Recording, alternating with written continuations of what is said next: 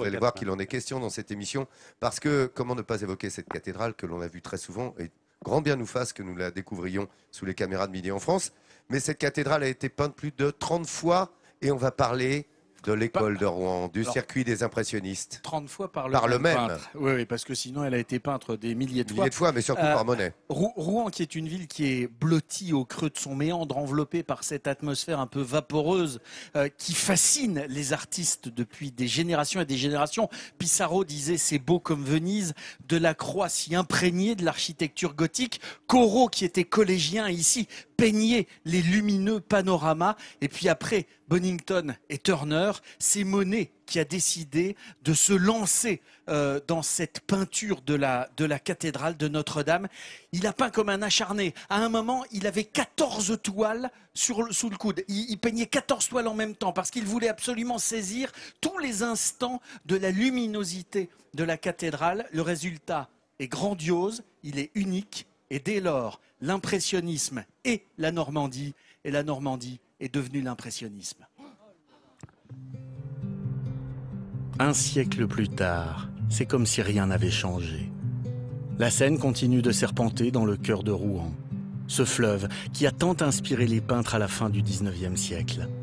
Car ce sont sur ces berges, à l'ombre des peupliers, que Monet, Pissarro ou Sisley ont créé un mouvement qui a révolutionné la peinture, l'impressionnisme. Et le musée des Beaux-Arts en est le fief. Dans ses murs, Renoir côtoie Monet. Un luxe qui fait de cette collection de toiles impressionnistes la plus importante dans un musée régional. Dès le début du XXe siècle, il y a eu en particulier un amateur extraordinaire qui a contribué à établir à Rouen, au musée de Rouen, un ensemble d'œuvres dont on trouve pratiquement pas d'équivalent en dehors de Paris.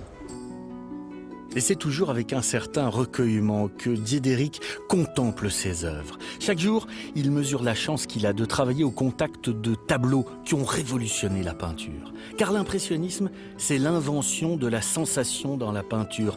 Un coup de vent dans un feuillage, l'eau qui virevolte. Ce qui compte, c'est ressentir l'instant. Ce projet de donner à sentir véritablement un moment très transitoire, un moment très fugace, du passage du temps, il est exprimé à travers une technique picturale qui est complètement nouvelle, moderne, et qui est cette manière de fragmenter la touche, de travailler posant sur la toile des touches de peinture qui soient discontinues, en superposant des couleurs différentes, des couleurs pures souvent. Aujourd'hui, dans les coulisses du musée se déroule une opération très délicate. Le décrochage des tableaux d'une exposition. Elle était consacrée aux différentes toiles que Claude Monet, le père de l'impressionnisme, a faites de la cathédrale de Rouen. L'occasion de faire un examen attentif des tableaux pour repérer les fragilités éventuelles avant qu'ils ne repartent dans leurs musées respectifs. C'est aussi le moment pour Diederik, qui s'est battu pour faire venir les toiles dans son musée, de leur dire adieu. C'est toujours triste de voir cette série dispersée parce que c'est un ensemble que Monet a vraiment conçu comme une œuvre totale en fait, comme un ensemble qui idéalement n'aurait pas dû être dispersé. Et donc toutes les occasions de pouvoir réunir des cathédrales de Monet, c'est à la fois très émouvant et ça devient rare. Les différentes toiles de la cathédrale de Rouen peintes par Monet sont l'emblème même de l'impressionnisme. Pour la première fois, un peintre allait réaliser 30 toiles du même modèle, du jamais vu à la fin du XIXe siècle. Et c'est après avoir hésité pendant des mois que Monet allait finalement s'installer au premier étage de cet immeuble bourgeois. À l'époque, c'était un magasin de vêtements pour dames. Et Monet a dû s'installer un paravent pour pouvoir s'isoler et ne pas se laisser distraire. Son atelier ne mesurait que quelques mètres, mais qu'importe, depuis ce poste, il avait une vue imprenable sur toute la dentelle de gothique flamboyant. L'édifice était devenu une obsession. Cette cathédrale était pour lui un souci constant, dont il faisait même des cauchemars la nuit. Et justement, elle est d'accord avec nous. Elle se manifeste pour nous dire que finalement, c'est vrai, c'était un vrai problème pour Claude Monet. Cette cathédrale, eh bien, il en rêvait la nuit, il en faisait des cauchemars, elle le hantait. Il avait l'impression que c'était un défi tel qu'il n'arriverait jamais à rendre l'impression, parce qu'on est bien là, on est dans l'impressionnisme, il n'arriverait jamais à rendre cette impression de lumière qui traversait la cathédrale. Travaillant de l'aube au couchant, Monet va capturer les différentes teintes que peut offrir la lumière du jour. Sa technique a ouvert une nouvelle ère. Tout est maculé de toutes petites touches. On voit les touches du pinceau, ça c'était très nouveau. Parce que la peinture qui était à la mode pendant les siècles précédents, c'était une peinture où l'artiste devait se faire oublier, où on ne voyait pas les touches de pinceau. Alors que les impressionnistes acceptent que leur travail se voit. Ce qui compte, c'est donner cette sensation de vibration. Dans les pas de Monet, d'autres peintres vont s'installer à Rouen et créer un nouveau mouvement inspiré de l'impressionnisme, ce qu'on appelle l'école de Rouen. Des problématiques des peintres de l'école de Rouen, c'est de représenter la vie moderne, en fait, la vie urbaine. Donc c'est le cas ici avec ce tableau de Joseph Delattre. Au niveau du chromatisme, celui-ci est restreint à quelques couleurs, le vert, le gris, le mauve. Cette vue de Rouen est célèbre dans l'histoire de la peinture. Elle est prise depuis la côte Sainte-Catherine, en amont de la Seine. Marc-Henri y monte parfois pour marcher dans les pas de ces illustres peintres. La vue que l'on peut observer, certains peintres, effectivement, l'ont observé il y a plus de 100 ans. C'est très étonnant, en fait, d'avoir cette vue incroyable, quasiment à 360 degrés, sur la ville.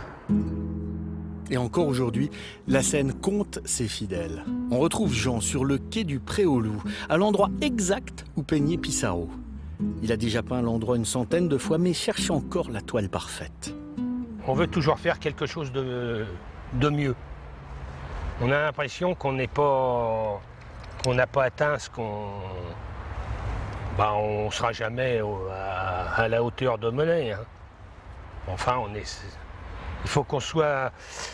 Il faut qu'on fasse de mieux en mieux. Alternant les pinceaux pour chaque touche délicate, Jean donne tranquillement vie à son tableau. Et le résultat semble le satisfaire. Ça va, dans l'ensemble, oui. Bon, c'est une bonne journée. Voilà le miracle de Rouen. Un siècle après les impressionnistes, la Seine au cours immuable continue d'inspirer les enfants de Monet.